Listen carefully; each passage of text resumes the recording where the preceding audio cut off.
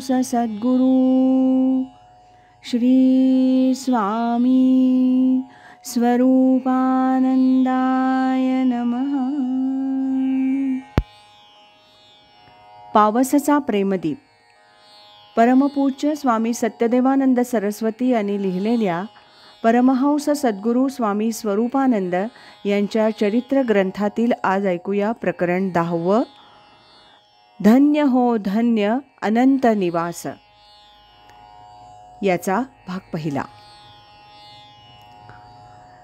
श्री रामभाऊ गोडबोले ह्या नावानं रत्नागिरी, मुंबई, पुणे इत्यादी ठिकाणी तोपर्यंत घडलेल्या समग्र चरित्राची 1934च्या जून जुलै महिन्यात इतिश्री झाली आणि डिसेंबर महिन्यात त्याच शरीरात एक नवच व्यक्तिमत्व प्रकट होऊन केवल परोपकारार्थ ते चालतं बोलतं होऊ लागलं असं म्हणावयास हरकत नसावी. ह्या पुनर्जात व्यक्तिमत्वाचं नामकरण 32 साली खुद्द सद्गुरू बाबा महाराजांनी करून ठेवलं होतं. स्वरूपानंदाचा स्वामी, स्वामी स्वरूपानंद.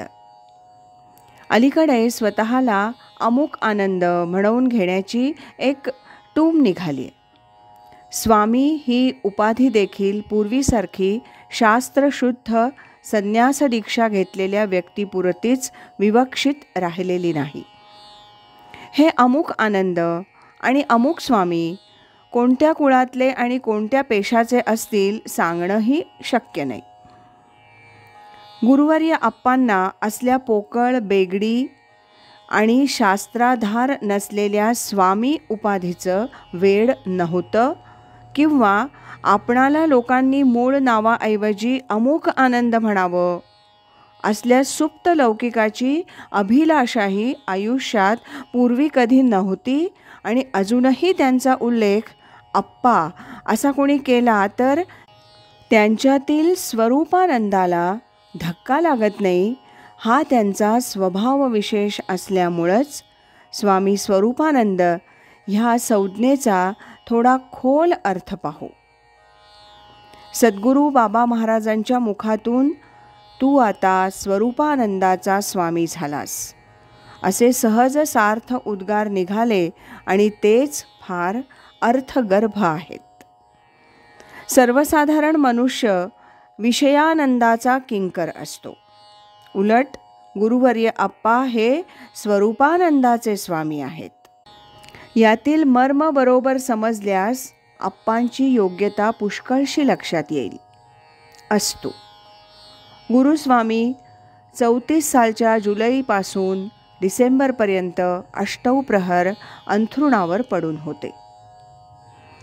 ह्या पुढील सर्व आयुष्य आप्पाला पराधीनपणेच काढावं लागणार की काय अशी त्यांच्या आईवडिलांना आणि इष्टमित्रांना चिंता वाटू लागली.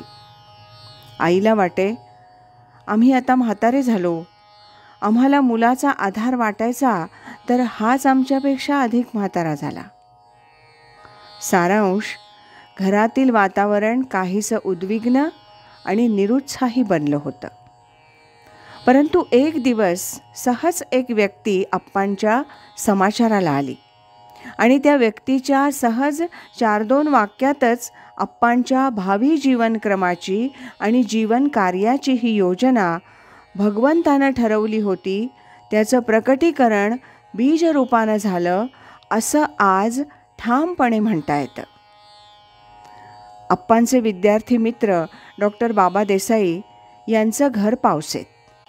आजाराचे पहिले काही आठवडे बाबांना घरी येता आलंच नाही, पण पुढे ते बहुतेक सर्व दिवस आणि रात्र आप्पांजवळ असले तरी 1-2 तास घरी येत.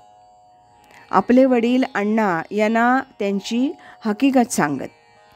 देसाई आणि गोडबोले घराण्याच्या काही पिढ्या पावस गावातच झालेल्या असल्यामुळं अण्णा देसाई यांना आप्पांची, त्यांच्या वाडवडिलांची वगैरे सर्व माहिती होती. परंतु घरं दूर दूर आणि विष्णुपंत आणि अण्णा हे दोघेही आपापल्या परीनं एकमार्गी, त्यामुळं परस्परांकडे विशेष जाणं येणं नसे. एक दिवस अण्णांना काय वाटलं कुणास ठाऊक, पण गुरुस्वामींची प्रकृती थोडी सुधारू लागली होती. त्यावेळी म्हणजे 34च्या डिसेंबरात ते स्वामींच्या समाचाराला गेले. अहो आप्पा, असे खोलीत पडून काय राहता? चला, मी तुम्हाला पाठुंगळी घेऊन आमच्या घरी नेतो. आमच्याकडे तुम्हाला बरं वाटेल, असं ते स्वामींना आपल्या खणखणीत आवाजात बोलले. आप्पांनी त्यावेळी काहीच उत्तर दिलं नाही, पण प्रत्येक व्यवहारात, प्रत्येक शब्दात भगवंताची इच्छा दिसणाऱ्या आप्पांनी ही ईश्वरी योजना आहे असं मनाशी समजून देसाई अण्णांकडे जाण्याचा मनोमन निश्चय केला. इसवी सन 1935च्या फेब्रुवारी महिन्यात गुरुवर्य स्वामीजींनी प्रथम आपल्या पायांनी पावस गावातील प्रिय श्री बाबा देसाई यांच्या पित्यानं, वात्सल्यानं, काहीशा प्रेमाच्या धाकानंही आपल्या घरी राहावयास बोलावल्यामुळं देसायांच्या अनंत निवास ह्या वास्तूत प्रवेश केला.